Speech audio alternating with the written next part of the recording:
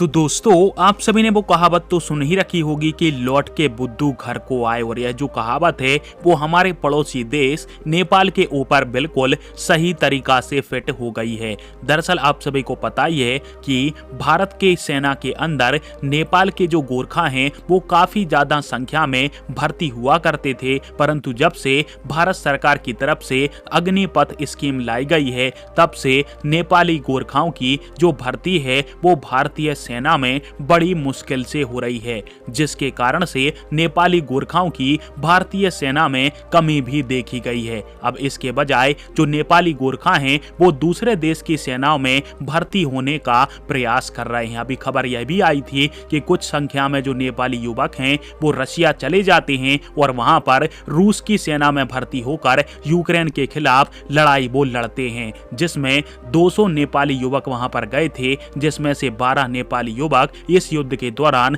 मारे भी जा चुके हैं। परंतु फाइनली नेपाल को इस बड़ी गलती का एहसास हुआ है और नेपाल के विदेश मंत्री ने खुद रशिया के उप विदेश मंत्री के साथ मीटिंग करी, जिसमें उन्होंने इस मुद्दे को उठाया कि जो नेपाली गोरखा हैं जो अभी रशिया की तरफ से यूक्रेन के खिलाफ लड़ाई लड़ रहे हैं उनको रूस अपनी सेना में भर्ती ना करे, क्योंकि नेपाली गोरखा केवल कुछ विशेष देशों की सेनाओं में ही भर्ती होने के लिए तैयार होते हैं। इसलिए हम रशिया से आग्रह करते हैं कि रशिया हमारे युवकों को सही सलामत वापस हमारे देश नेपाल पहुंचाने में हमारी मदद करे। साथ में जो नेपाली युवक इस युद्ध के दौरान मारे गए हैं उनके लिए बाकायदा सही प्रकार से मुआवजा दिया जाए। यानी एक प्रकार से नेपाल ने रूस के समक्ष इस मुद्दे को उठाकर एक बात तो साबित कर दी है कि नेपाल भारत की सेना के अंदर नेपाली गोरखाओं की फिर से भर्ती कराएगा। हालांकि इसके ऊपर अभी डिटेल में कोई बातचीत नहीं हुई है भारत और नेपाल के